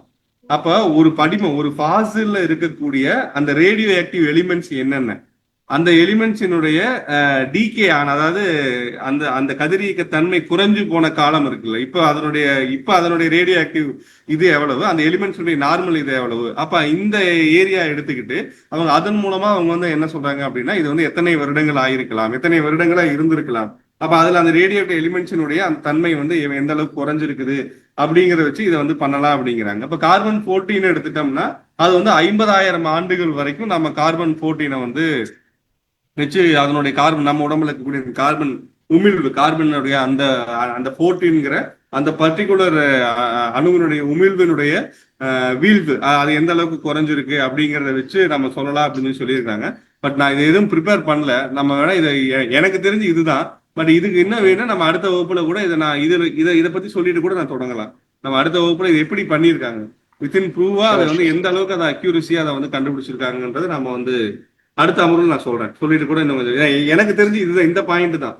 இப்ப இதுல வந்து நிறைய ரேடியோ ஆக்டிவ் எலிமெண்ட்ஸ் வந்து எலும்பு மட்டும் இல்ல, அந்த எலும்பு இருந்த அந்த நிலப்பரப்பு அந்த தன்மை இருக்குல்ல, அந்த வந்து பூமி, அந்த மண், அந்த அடுக்கு இருக்குல்ல, பாறையானது, இந்த பாறையும் கூட பாத்தீங்கன்னா இந்த ரேடியோ தன்மையை வந்து உமிழுது. அப்ப இது எல்லாவற்றையும் சேர்த்து கணக்கிட்டு தான் அதனுடைய எவ்வளவு இதனுடைய எவ்வளவுன்னு ஒரு கால்குலேஷன் பண்ணி தான் இதனுடைய வயது அப்படிங்கறத வந்து பண்ண முடியும். இதுக்கு அடுத்து மாலிகுலர் இது இருக்கு. அதாவது இப்போ சிம்பன்சியினுடைய சமீபகத்தில் இருக்கக்கூடிய சிம்பன்சியினுடைய மரபணு, இப்ப இந்த மரபணு நமக்கு கிடைச்சது எவிடன்ஸ் பின்னாடி போயிட்டு இருக்க, இந்த மரபணுக்குள்ள சிறு சிறு பிழைகள் ஏற்படும், சிறு சிறு மாற்றங்கள் ஏற்படும். இதெல்லாம் எத்தனை காலங்களுக்கு முன்னாடின்னு இது பேர் மாலிகுலர் கிளாக்னு சொல்லுவோம், மூலக்கூறு கடிகாரம்.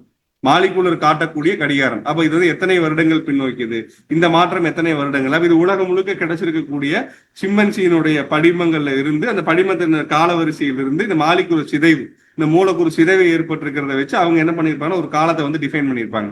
அப்ப நமக்கு இப்போ ஒரு எலும்புக்கூடு கிடைக்குது, சிம்பன்சியோட ஒரு எலும்புக்கூடு கிடைக்குது அப்படின்னா, ஏற்கனவே பட்டியலிடப்பட்டு வச்சிருக்கிற இந்த மூலக்கூறு சிதைவை வந்து எக்ஸ்பீட் பண்ணக்கூடிய அந்த கடிகார தன்மையோட இதனுடைய மூலக்கூறு வந்து எந்த இது இதனுடைய சிதைவை வச்சு அதை வந்து எதுக்கு நெருக்கமா கொண்டு போய் நிறுத்துவாங்க அப்படிங்கிற வந்து நான் ஏற்கனவே படிச்சிருக்கிறேன். இப்ப இதெல்லாம் சேர்ந்துதான் வந்து அதனுடைய காலத்தை தீர்மானிக்குது நான் நினைக்கிறேன்.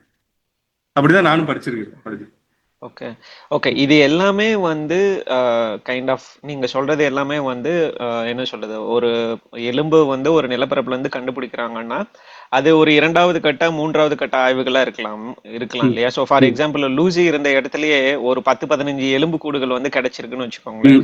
அது முதல்ல பார்த்த உடனே எதன் அடிப்படையில வந்து அவங்களுக்கு வகைப்படுத்துறதுக்கான ஒரு எளிமையான முறை ஏதாவது இருந்திருக்கலாமா, இல்ல இதை எல்லாத்தையுமே இந்த மாதிரி ஒரு டைமையும் வந்து கார்பன் டேட்டிங் பண்ணி தான் அவங்க வகைப்படுத்துவாங்களா? அப்படிதான். நீங்க முதல் பார்வையில அதனுடைய காலத்தை வந்து கணக்கிடவே முடியாது. ஆனா ஒரு இப்போ அது வந்து 74ல, ஆனா 2000ல டிக்கிகா குழந்தை போய் எடுத்தாங்கல்ல, டிக்கிகா குழந்தை எலும்பு கூடு எடுத்தாங்கல்ல, அப்ப கிடைக்கக்கூடிய எலும்பு கூடுகளை வச்சு என்ன பண்ணுவாங்கன்னா, சராசரியா இந்த நிலப்பரப்புல கிடைச்சிருக்கக்கூடிய இத்தனை ஆழத்துல, இத்தனை அடியால, இத்தனை மீட்டர் ஆழத்திலேயே கிடைச்சிருக்கக்கூடிய இந்த படிவுகளின் சராசரி வயது என்பது 30 லட்சம் ஆண்டுகள். ஏன்னா அது வந்து ஏற்கனவே நிரூபிச்சாச்சு. 74 எடுத்து 2000க்குள்ள நிரூபிச்சாச்சு, 94 நிரூபிச்சாச்சு நாம. அப்படி இருக்கிறப்ப 2000க்கு பின்னாடி அந்த நிலப்பரப்புல கிடைக்கக்கூடிய ஒவ்வொரு போன்ஸுக்குமே ஒரு தோராயமான வயதை நாம வந்து கொடுத்துட முடியும் ஏற்கனவே கிடைச்சதை வச்சு. பட் துல்லியமாங்கிறத வந்து பின்னாடி அதை அறிவியல் பூர்வமான ஆய்வுக்கு உட்படுத்தி அதோட துல்லியத்தன்மையை நிரூபிக்கலாம். பட் நீங்க சொல்ற என்ன ஃபர்ஸ்ட் சைட்லயே ஒரு கால்குலேட் நம்ம ஏஜை கால்குலேட் பண்ண முடியுமான்னு கேட்டா 74 இல்ல. பட் 2000க்கு பிறகு தோராயமான ஒரு மதிப்பை நம்ம கொண்டு போய் சேர்க்க முடியும்னு பார்க்கணும். எனக்கு அவரோட கேள்வியிலே இன்னும் கொஞ்சத்தோட அவர் கேட்ட கேள்வி என்னன்னா, பார்த்த உடனே வந்து இது ஏன் பழசுன்னு நினைக்கணும், இது ஏன் பழசுன்னு நினைக்கணும். ஏன்னா நிறைய கிடக்குது, நம்ம முன்னாடி நிறைய எலும்பு கிடக்குது. அது ஒரு எலும்பு எடுத்துட்டு இது ரொம்ப பழசா இருக்குன்னு நினைச்சாதான் நம்ம அந்த ஃபீல்டுக்கு எல்லாம் போவோம். அந்த ஐடியாலஜி நம்ம தொல்பொருள் ஆய்வாளர்களுக்கு அது எப்படி தோணுது? அதுதான் தோழர். இப்ப ஹியூமன் கிராடில் நம்ம 850களில் ஞானதால் வந்து நம்ம கண்டுபிடிக்க ஆரம்பிச்சோம். 850-55 ஞானதால் கண்டுபிடிக்க ஆரம்பிச்சோம். இது ஒரு செட் ஆஃப் சயின்ஸ். உங்களுக்கு த்ரூ எமர்ஜென்ட் டார்வின் காலத்துல இருந்து ஒரு செட் ஆஃப் சயின்டிபிக் பெர்ஸ்பெக்டிவ் வந்து எவால்வ் ஆகிட்டே தான் இருக்குது. அப்ப அந்த இடத்துல எல்லாரும் சேர்ந்து இப்போ ரிஃப்ட் வேலிங்கிறது வந்து மனிதன் உருவாகி இருக்கக்கூடிய ஒரு இடமாக இருந்திருப்பதற்கான ஒரு சூழல் இருந்துச்சு அப்படின்னு ஒரு நிலப்பரப்பு தீர்மானிச்சிருச்சு. அப்ப அந்த நிலப்பரப்புல கிடைக்கக்கூடியது எல்லாத்தையுமே நாம வந்து என்ன பண்ணுவோம் அப்படின்னா, என்ன பிரைமேட்ஸோடவும் மனிதனோடவும் தொடர்பு படுத்த சிம்பன்சி இந்த மாதிரியான விஷயங்களோட தொடர்பு படுத்தி பார்க்கக்கூடிய தன்மை தான். அப்ப அதுல எது சிம்பன்சியோடது எது மனிதனோடது அப்படிங்கிறத புரிஞ்சுக்க முடியும். சிம்பன்சியினுடைய அதிகபட்ச முகத்தினுடைய தன்மை என்பது ரொம்ப சிறுசுதான். ஆனா மனிதனுடைய இது கிடைக்கிறப்ப நம்ம இதுல நிறைய பிறைகளும் நடந்திருக்கு. ரமா பித்தேகஸ், சிவா பித்தேகஸ் ஒரு குளம் சிம்பன்சியினுடைய குழந்தை அல்ல சிம்பன்சியினுடைய என்ன சொல்ற முக அமைப்பு, கபால அமைப்பு வந்து பில்டவுன் மோசடின்னு சொல்லுவோம். அதுல பின்னாடி பார்ப்போம். பில்டவுன் மோசடியில் வந்து நான் கண்டுபிடிச்சிட்டேன், அவன் என்ன சொன்ன, ஜெர்மனியர்கள் தான் ஆதி இனம், ஜெர்மனி தான் உலகிலேயே முதல்ல தோன்றின இடம் அப்படிங்கிறதுக்கு வந்து அந்த பில்டவுன் குழந்தைய வந்து பயங்கரமா யூஸ் பண்ணானுங்க. அதை வச்சு பயங்கர பரப்புரை பண்ணானுங்க. கடைசியா அது ஒண்ணும் இல்லடா, அது வந்து குரங்கனுடைய வந்து இதுதான் அப்படின்னு சொல்லி இது பண்ணாங்க. இதுல ட்ரையல் அண்ட் எரர் தான். பட் என்னன்னா ஒரு செர்டைன் லிமிட்டுக்கு அப்புறம் ஒரு அறிவியல் பூர்வமாக பல சாம்பிள்ஸ் ஒரு நிலப்பரப்புல தீர்மானிக்கப்பட்ட பிறகு அதற்கு பிறகு வந்து அதன் மீது ஒரு பொது கருத்தாக எளிதில் வந்துடும். நீங்க சொல்றது வந்து வெரி ஏர்லியர் ஸ்டேஜ்ல வந்து இந்த துறை சார்ந்து அங்க களத்திலேயே கடந்து தேடிட்டு இருந்த அந்த சயின்ஸ் பிரான்ச் இருக்குல்ல, அதுல வந்து பின்னாடிதான் அதை உறுதிப்படுத்தாங்க. 74லயே அதை வந்து லூசி இது 32 வருஷம் அப்படின்னு சொல்லி அவங்க வந்து டிக்ளேர் பண்ணல. பின்னாடி ரொம்ப வருஷம் கழிச்சு அதை டிக்ளேர் பண்றாங்க.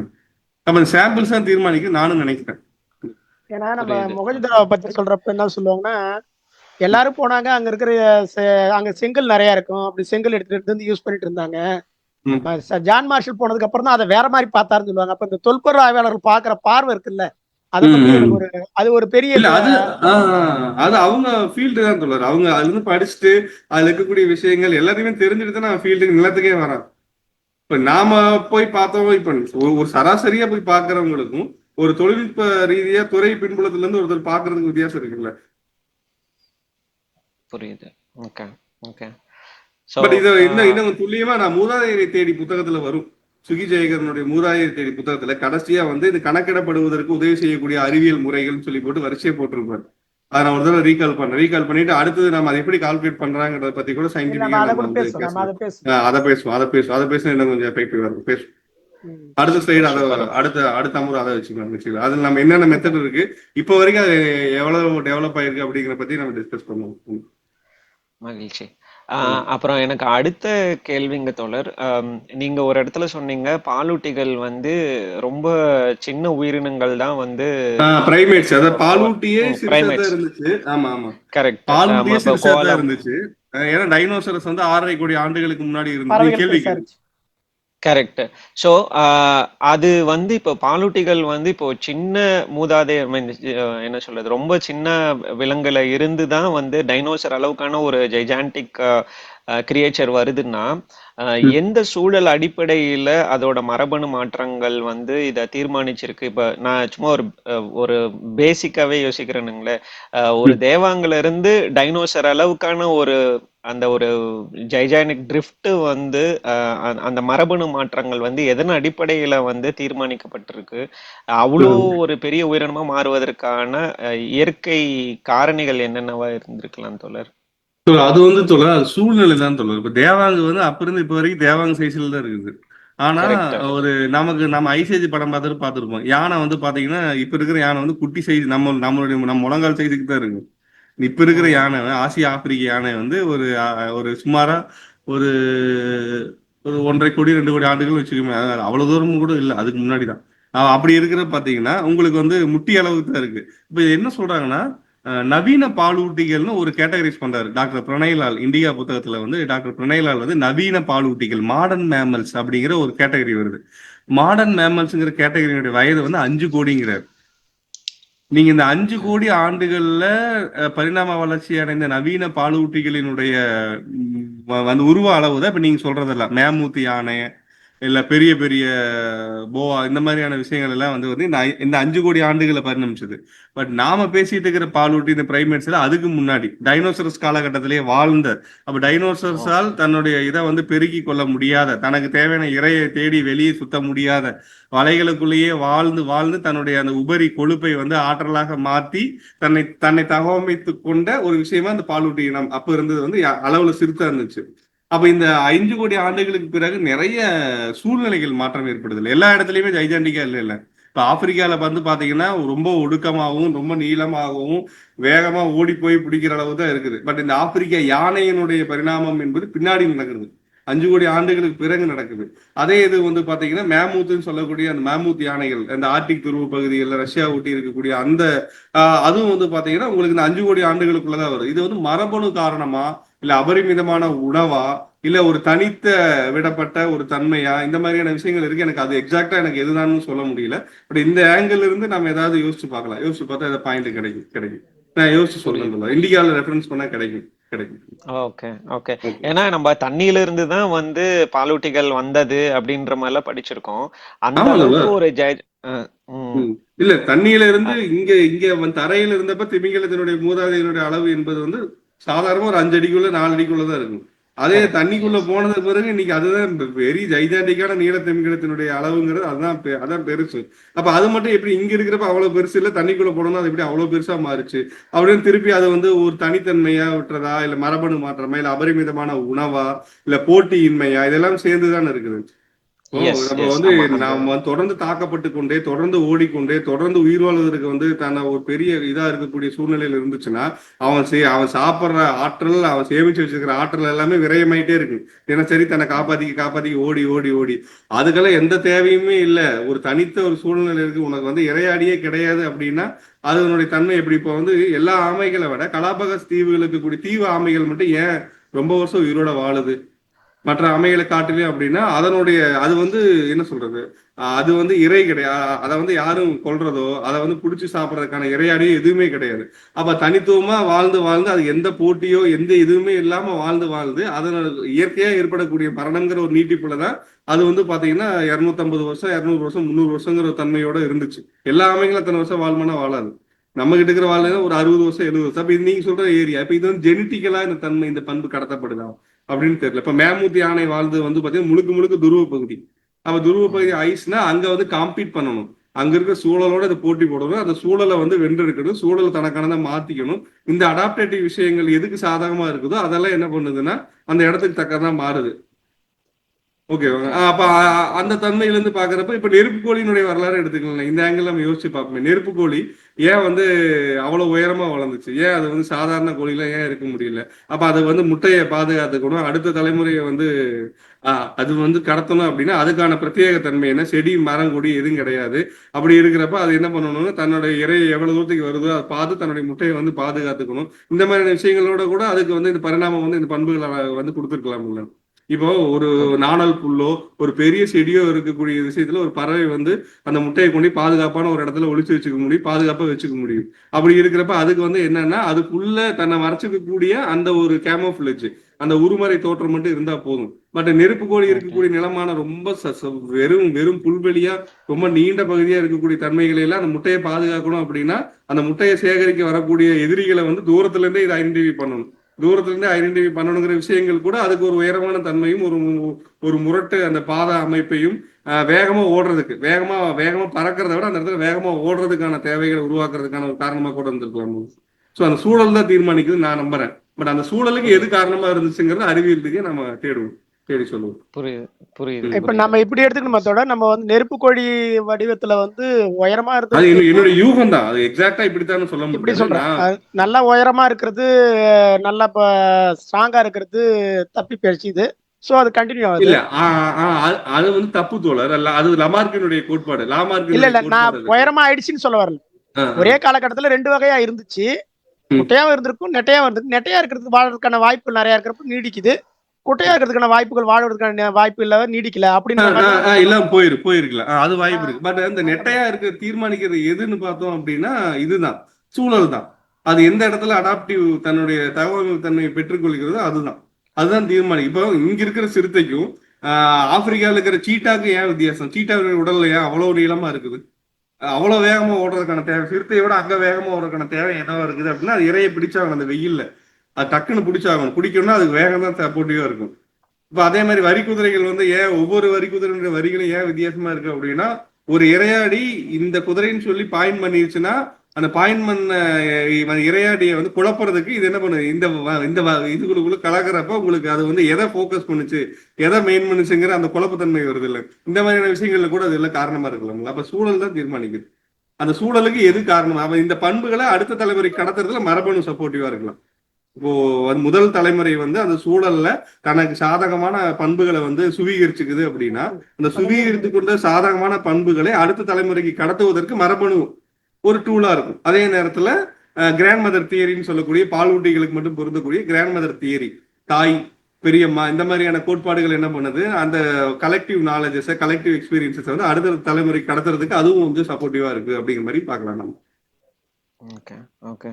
ஸோ அப்போ வந்து நம்ம சூழல் அண்ட் பரிணாமத்தை வந்து சரியான காரணிகளா ஒருவேளை ஒரு கிரியேச்சருக்கு நம்ம மேட்ச் பண்ண முடியாத பட்சத்துல மியூட்டேஷனை வந்து ஒரு காரணமா எடுத்துக்கலாங்களா தோணுது? திடீர் மாற்றம் வந்து அதுக்கான இல்ல அதான் திடீர் மாற்றம் வந்து தோழர் இப்ப எனக்கு புரியுது. இப்ப திடீர் மாற்றம் மியூட்டேஷன்ங்கிறது வந்து ஏதோ ஒரு மியூட்டேஷன்ல தான் நம்ம வந்து அந்த இதுல இருந்து பிரிஞ்சு வேற ஒரு இடமா நாம மாறி இருக்கோம், சிம்பன்சில இருந்து பிரிஞ்சிருக்கோம். அந்த மியூட்டேஷன்ங்கிறது எதனால நடக்குது, ஏன் நடக்குது அப்படிங்கறது வந்து இந்த மரபணு தன்னைத்தானே படியெடுத்துக் கொள்வது ரொம்ப வருஷமா ரொம்ப கோடி வருடங்களா படியெடுத்து கொண்டே வர்றதுனால ஏற்படக்கூடிய ஒரு எரர், அல்லது வேற ஏதேனும் ஒரு எரிமலை வெடிப்பு மாதிரியான ஒரு ரேடியோ ஆக்டிவ் சென்ஸ்ல வரக்கூடிய ஒரு கதிரியக்க தன்மையினால பாதிக்கப்படக்கூடிய மியூட்டேஷன். இந்த மாதிரி அதுல நிறைய வகையான திடீர் மாற்றம் எதனால ஏற்படுது, அது ஏற்படும். அது வந்து தொடர்ந்து தன்னை படியெடுத்து கொண்டே இருக்கக்கூடிய அந்த ரெப்ளிகேஷன்ல வரக்கூடிய சின்ன சின்ன எரர்ஸ், அந்த எரர்ஸ் ஒரு மியூட்டேஷனா நம்ம எடுத்துக்கணும். பட் அது வந்து ஒரு சூழ்நிலை. இப்போ வந்து மேமூத் யானை குண்டா போனதுக்கு வந்து மியூட்டேஷன் காரணமானு கேட்டா என்னால அப்படி பார்க்க முடியல. ஆனா அது ஒரு தனி ஒரு உயிரினமாக, இதுல இருந்து சம்பந்தம் இல்லாத ஒரு உயிரினமாக ஒரு சின்ன மாற்றங்கள் அனுமதி தனியா வருது அப்படின்னு நம்ம எடுத்துக்கலாம். எனக்கு அது எப்படிங்கிறது எனக்கு சரியா சொல்ல தெரியல. தேடுவோம். Okay okay, super.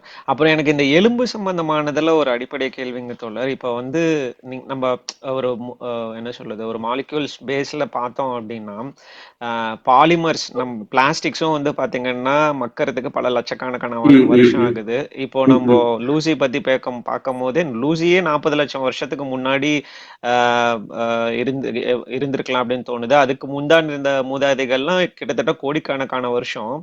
ஸோ ம். அப்படிங்கும்போது ஆஹ் இந்த அளவுக்கு ஒரு உயிர் கட்டமைப்புல இருக்கக்கூடிய ஒரு தனிப்பட்ட உடல் அமைப்பு மட்டும் இப்படி நீடிச்சிருக்கிறதுக்கான காரணம் வந்து என்னவா இருக்கலாம்? இது ஒரு பொல்யூட்டன்ட்டா நம்ம பார்க்கலாங்களா தோழர்? இப்ப நான் வந்து ஜஸ்ட் ஒரு பிளாஸ்டிக்கையும் எலும்பு கூடயும் கம்பேர் பண்ணி பார்க்கிறேன். வாட் இஃப் உலகத்துல இருக்கிற 800 கோடி மனிதர்களும் ஒரு பேரழிவுனால மனிதர் அல்ல, உயிர்கள் எல்லாமே அழிஞ்சு போகுதுன்னு வச்சுக்கோங்களேன். அப்ப எலும்புகள் மட்டுமே பூமியில தங்கி இது இந்த உயிர்க்கோளத்துல வந்து வேற வகையான ஒரு இத உருவாக்குமா? ஏன் ஆர்கானிக் வந்து தொடர், எலும்புகள் இது மட்டும்? ஆர்கானிக் தொடர், அது மேன்மேடு தொடர், ரொம்ப சிம்பிள். Organic okay. இது வந்து உங்களுக்கு இந்த போன்ஸ் இப்ப நாம எடுத்துக்கிற இது, இந்த ஆர்கானிக்ஸ் இது எல்லாமே ஆர்கானிக் மெட்டீரியல் தான். இதை நம்ம பொல்யூட்டா எடுக்க முடியாது. பட் இது நீங்க சொல்ற இந்த ஓகே. பிளாஸ்டிக்ஸ் கெமிக்கல்ஸ் எல்லாம் மேன்மேடு. இப்ப மேன்மேடு ஓகே. எல்லாமே வந்து பொல்யூட்டன்ட் தான். இது ஆர்கானிக் மெட்டீரியல் தானே, இதுல ஒன்றும் பெரிய டிசாஸ்டரோ பெரிய விஷயமே எதுவும் கிடையாது. பட் என்னன்னா, சில இடங்கள்ல அது வந்து ஒரு பனியில உறைஞ்சு போனதோ, இல்ல இந்த இது மைட்டோகாண்ட்ரியல் டிஎன்ஏ பத்தி ஒரு புத்தகம் நாங்க அறிமுகப்படுத்தி பேசணும், செவன் சிஸ்டர்ஸ் சொல்லி, நீங்க வந்தீங்கன்னு தெரியல.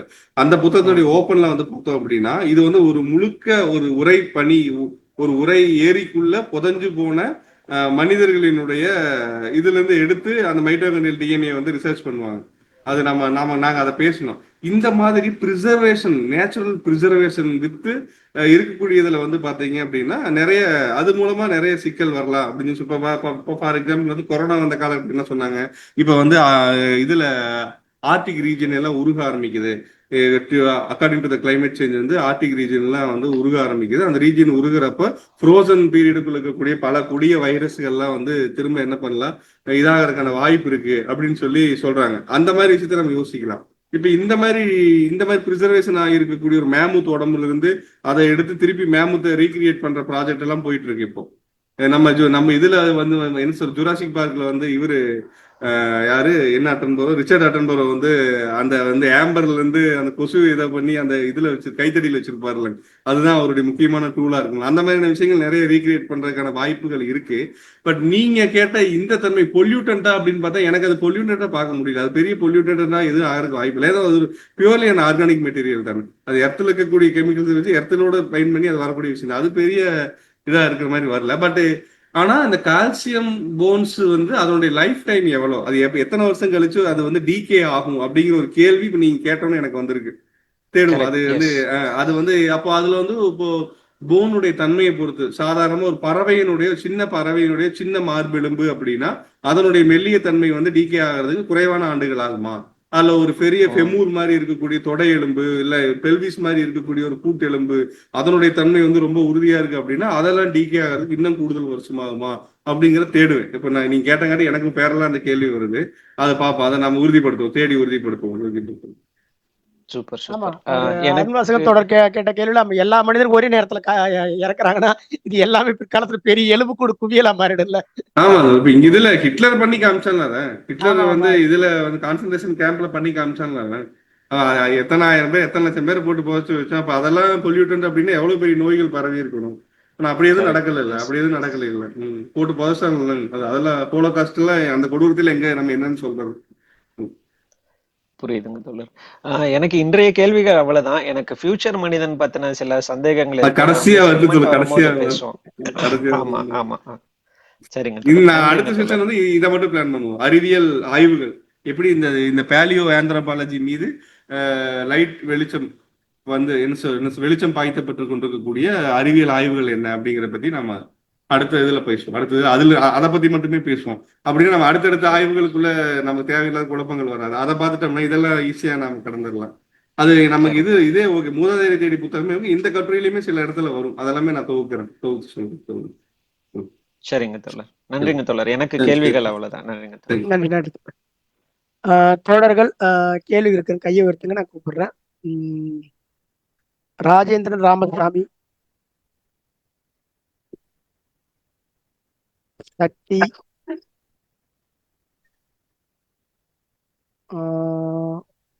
சரண்யா தொடர், தமிழினியன், சாந்தி, ஈரோடு. ஓகே. கேள்விகளோட முடிவுக்கு வந்துலாம் நினைக்கிறேன் தொடர். மற்றவங்க யாரும் இல்லை. செக்கத்தோட இறுதியான தகவல் இருந்தால் பதிவு பண்ணி.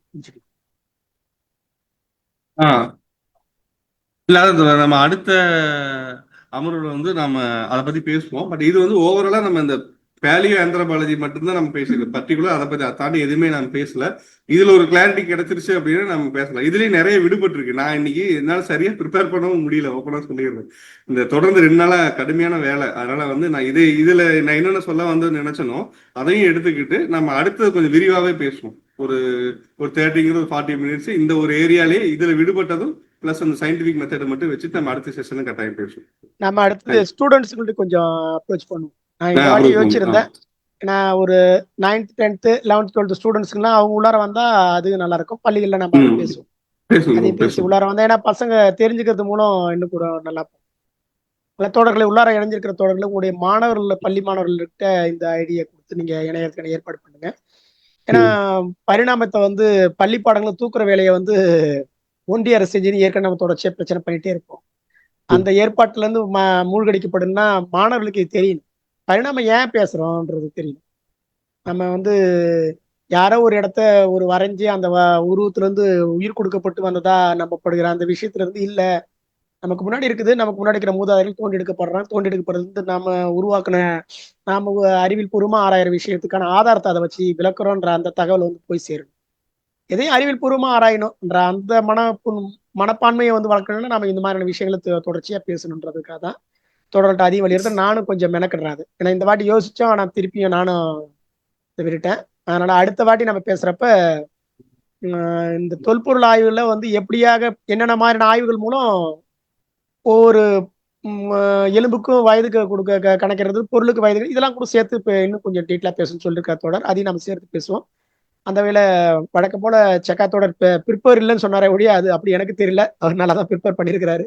அது வந்து மூளையில இருந்து வந்த ப்ரிப்பேர், அவர் நினைச்ச ப்ரிப்பேர் வேற. இதுல அந்த இந்த லூசியினுடைய அந்த ஸ்டோரி இருக்குல்ல, என்னுடைய கட்டுரை ஸ்டோரியே வந்து டீட்டெயிலா சொல்லணும். இப்பதான் நான் எடுத்தேன், உங்களுக்கு அனுப்பிச்சதுக்கு பிறகு உங்களுக்கு அனுப்பிச்சனே சொல்லி இப்பதான் எடுத்து வச்சு படிச்சுட்டு படிச்சுட்டு இருந்தேன். அதையும் சேர்த்து நான் சொல்றேன், அது சுவாரஸ்யமா இருக்கு. அதனால அதையும் பேசுவோம். அந்த வகையில வழக்கம் போல நிகழ்வு வந்து சிறப்பு செய்த அனைத்து தொடர்களுக்கும் அருண்வாசகம் தொடர் நிறைய கேள்வி தயாரிச்சுட்டு வாங்க. ஏன்னா அவருக்கு நிறைய கேள்வி இருக்கு, அது நிறைய நம்ம இன்னும் பேசுறது உதவுது. அப்படி தோழர்கள் அனைவரும் நிகழ்வை கவனிக்கிறீங்க. நீங்க இந்த உரையை வந்து நான் ஏற்கனவே இந்த 2வது உரையை நான் வந்து யூடியூப்ல அப்லோட் பண்ணிடுறேன். இந்த வாரத்துல இதையும் அப்லோட் பண்ணிடுறேன். கேட்டுட்டு கூட கேள்வியில தயாரிச்சு விடுவாங்க. அதை நம்ம உரையாடுறதுக்கு நல்லா இருக்கும். ஏன்னா இது மனித பரிணாமன்ற இந்த சீரீஸ் வந்து ரொம்ப முழுக்க ஒரு ஓரளவாவது உங்களுக்கு வந்து அந்த நிறைவை தருகிற ஏற்பாடை பண்ணணும் தான் யோசிச்சிருக்கிறோம். மீண்டும் மீண்டும் நம்ம திருப்பி போட்டு கேட்கறப்ப அதுல ஒரு தெளிவு பிறக்கிறதுக்கு, நம்ம அடுத்த கேள்விகளை உருவாக்குறதுக்கு உதவணும். அந்த வேலை அனைவரும் அந்த ஏற்பாடை பண்ணுங்க. அருணாசத்தோடக்கு நன்றிகள், செக்காத்தோடக்கு மீண்டும் மீண்டும் நன்றிகள். நம்ம மெனக்கிறோம், இருந்தாலும் நம்முடைய சூழலும் பாதிக்கப்படுது. அதனால ஏற்பாடு பண்ணிப்போம், கண்டிப்பா பண்ணுவோம். நன்றி தொடர். நிகழ்வு சிறப்பு செய்த அனைத்து தொடர்களுக்கு மீண்டும் மீண்டும் நன்றிகள் கூறி விடுவது தமிழருக்கு கள்ளக்குறிச்சி மாவட்டம். நன்றிகள் தோழர், அனைவரும் நன்றி.